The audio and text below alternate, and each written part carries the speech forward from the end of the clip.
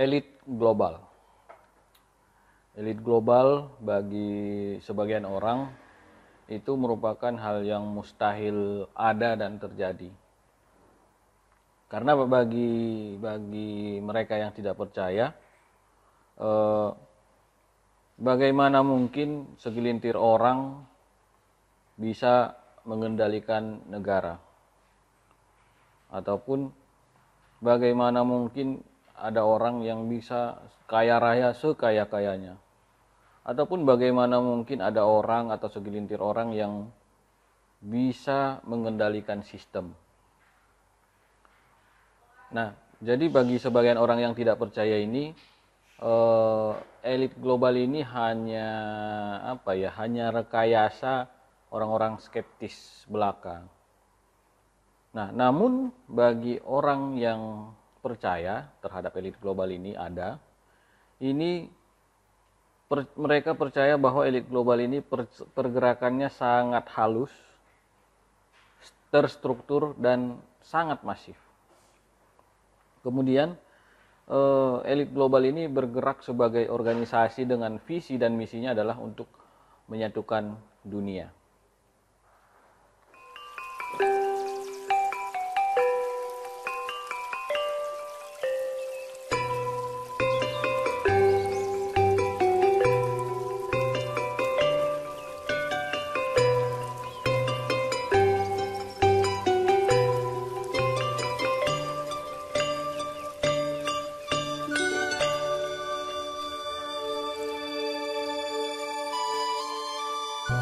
Assalamualaikum warahmatullahi wabarakatuh. Salam sejahtera untuk kita semua. Salam sehat. Alhamdulillahirabbil alamin. Kita berjumpa lagi di channel YouTube Dokadil. Channel YouTube berbagi ilmu, informasi, dan pengalaman terkait peternakan dan kesehatan hewan. Allahumma sholli ala Sayyidina Muhammad wa ala ali Sayyidina Muhammad. Sholawat beriring salam kepada baginda Rasulullah Shallallahu Alaihi Wasallam yang selalu kita harapkan syafaatnya sampai akhir kelak nanti. Nah, ini pada video kali ini kita berbicara tentang ekspor kambing dan domba. Ada sekitar 30.000 atau 40.000 ekor kambing domba yang sudah diekspor ke Malaysia dari Sumatera Utara. Itu terjadi sejak 2019 sampai 2022. Namun sejak 2022 sekitar kalau tidak salah dia sekitar Mei, pastinya itu pas dia Lebaran Idul Fitri. Nah, itu terjadi wabah PMK. Jadi sejak dari momen itu ekspor kambing dan domba tidak bisa dilaksanakan lagi. Hal ini dikarenakan pihak Malaysia tidak mengizinkan kambing dan domba dari Indonesia masuk ke negara mereka, yaitu ke negara Malaysia. Nah, saya beberapa waktu yang lalu berkunjung ke rumah Abah Safwan. Kami sempat berdiskusi terkait kenapa sih ini ekspor kambing domba ini belum bisa sampai sekarang padahal udah setahun lebih. Nah, sekedar informasi memang pihak Kementerian Pertanian sudah melakukan upaya-upaya dan komunikasi juga dengan pihak Malaysia agar ekspor kambing dan domba ini juga kembali terlaksana. Saya yakin dan percaya anggota DPR RI, para anggota dewan yang ada di DPR RI juga sama berusaha dan berkomunikasi dengan pihak Malaysia agar ekspor kambing dan domba ini bisa dilaksanakan kembali. Namun nyatanya sampai hari ini, sampai video ini diupload, ekspor kambing dan domba belum bisa juga dilaksanakan atau belum bisa juga terlaksana, yaitu dari Sumatera Utara ke Malaysia. Nah, ini yang pada pertemuan dengan Abah tersebut ada satu apa ya, semacam satu alasan dan kesimpulan kenapa ini belum bisa juga berhasil.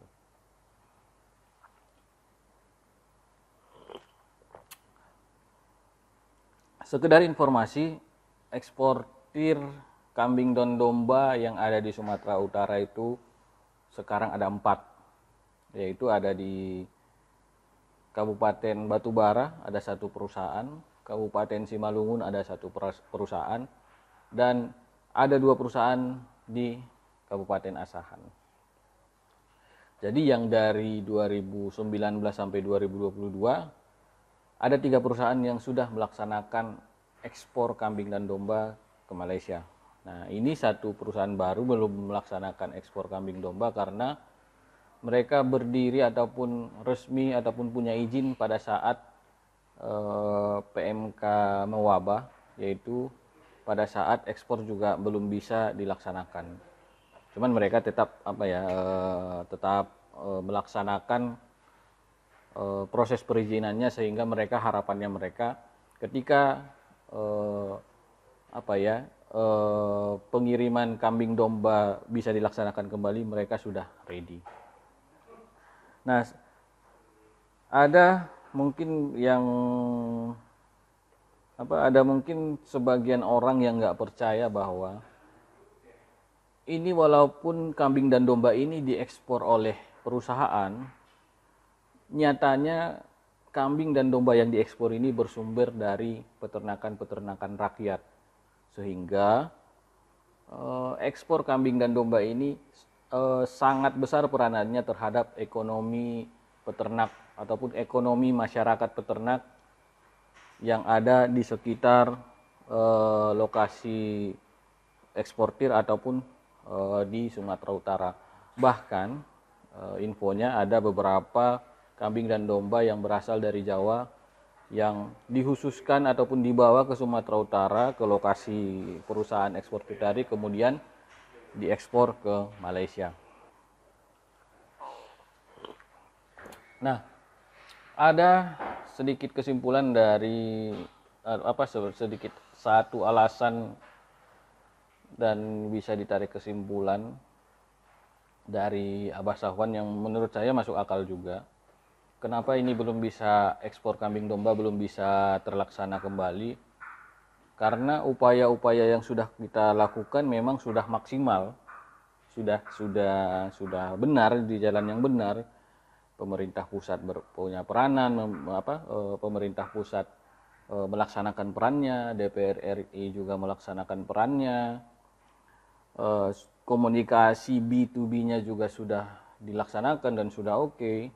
Dan bahkan infonya hampir sekitar beberapa bulan yang lalu hampir terlaksana ekspor kambing dan domba ini dari Sumatera Utara ke Malaysia, hampir terlaksana dengan izin khusus dari salah satu kerajaan yang ada di Malaysia. Namun nyatanya memang sampai sekarang ekspor kambing dan domba tersebut belum terlaksana kembali.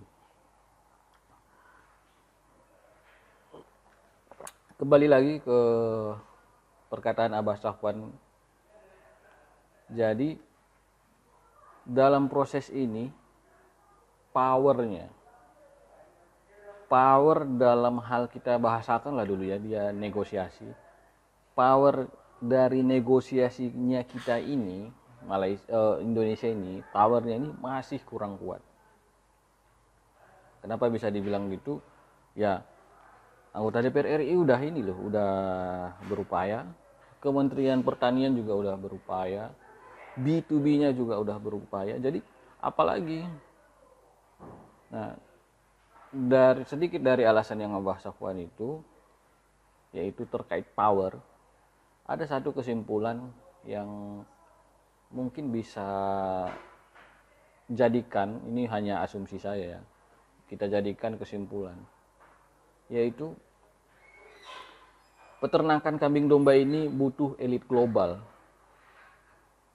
Ya, kita mendefinisikan elit global ya, mungkin kita bebas mendefinisikannya, cuman menurut saya elit global dalam artiannya di sini adalah orang-orang yang punya kapasitas secara ekonomi dan secara jabatan yang mampu mengendalikan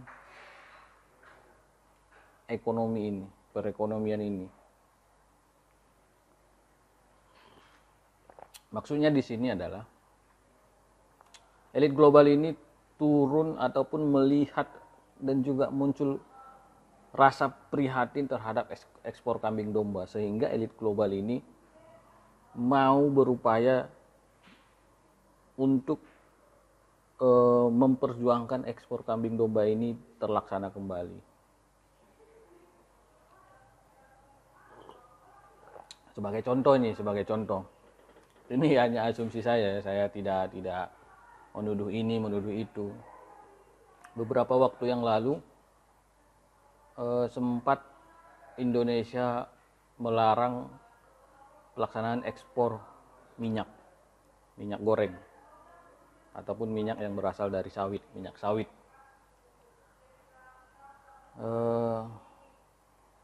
Cuman pelarangan ekspor ini hanya terjadi beberapa saat saja. Tiba-tiba dibuka lagi, tiba-tiba bisa ekspor lagi. Ini kan kita bingung ini, kok bisa kayak gitu ya?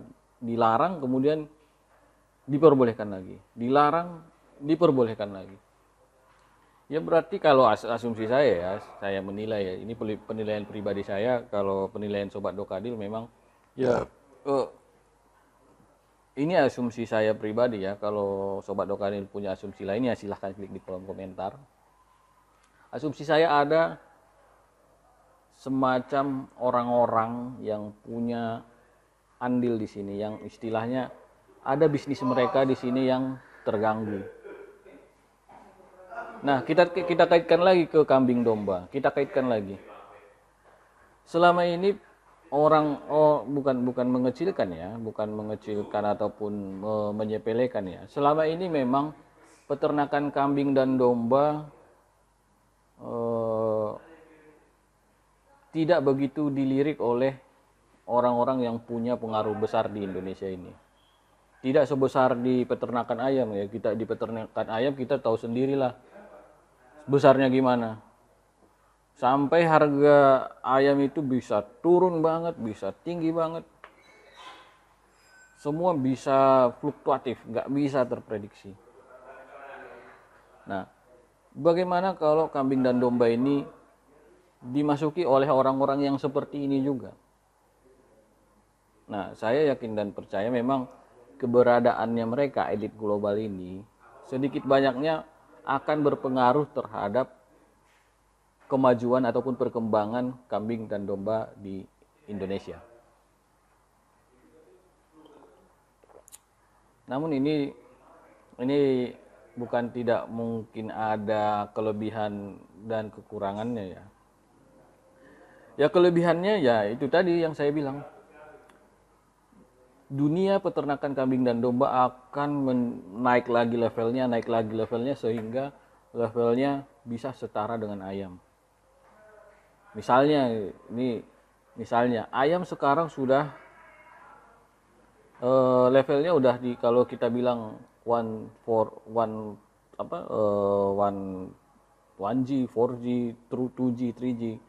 Nah, di peternakan ayam ini udah masuk 4G atau bahkan udah 5G, sementara di peternakan kambing domba ini masih di 1G.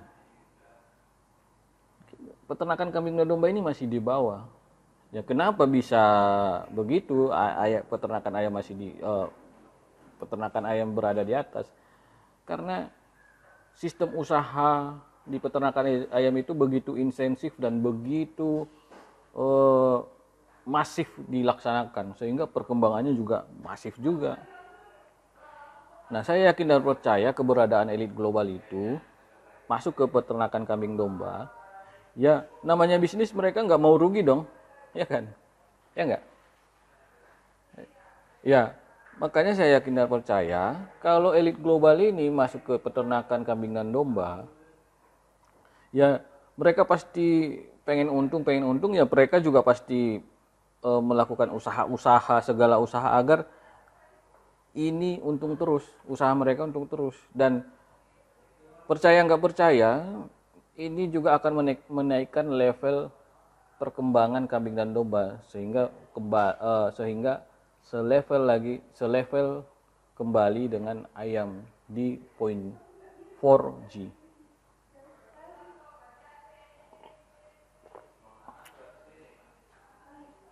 Nah, tapi salah satu kekurangannya ya, salah satu tantangan, bukan kekurangan ya, salah satu tantangan yang akan kita hadapi oleh peternak-peternak lokal ini, keberadaan elit global ini sedikit banyaknya akan berpengaruh ke peternak lokal. Pertanyaannya, siapkah peternak lokal menerima kedatangan elit global ke dalam dunia peternakan kambing? Nah, demikian bahasan kita kali ini. Jika ada pertanyaan yang saya sebelumnya itu, jika ada pertanyaan jawabannya ataupun yang mau didiskusikan, silakan klik di kolom komentar. Kebetulan kopi saya sudah habis. Ini penghabisan, si Boge juga, kru Dokadil Institute juga udah datang, ngasih kode udah selesai. Jadi jika Sobat Dokadil punya pertanyaan, silakan ketik di kolom komentar. Dan jika Sobat Dokadil suka dengan video kita ini, suka dengan pembahasan kita ini, silakan klik tombol like-nya.